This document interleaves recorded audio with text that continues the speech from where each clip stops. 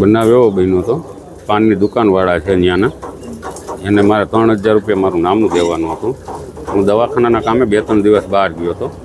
પછી મને મેસેજ કરીને ગાળું દીધી હતી કે ફોન કેમ નથી ઉપાડતો ને એમ.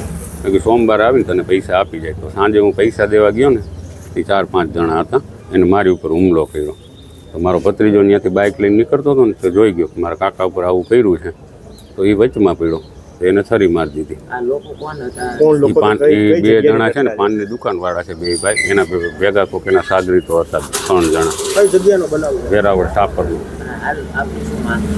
મારી માંગ છે એની સખ્ત ને સખ્ત કાર્યવાહી થાય અને એને સજા સારી મળે એવું. કેટલા રૂપિયાનો? 3000 રૂપિયાનો સાહેબ.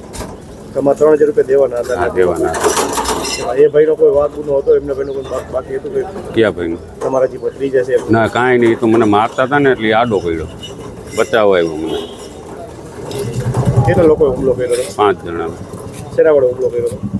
લાકડી હતી પહેલાં તો એની પેન્ટ, પછી એને ક્યાંથી છરી કાઢીને મારા ભત્રીજાને મારી દીધી. કાંઈ ખ્યાલ જ ન પડ્યો. છરી કોણે મારી?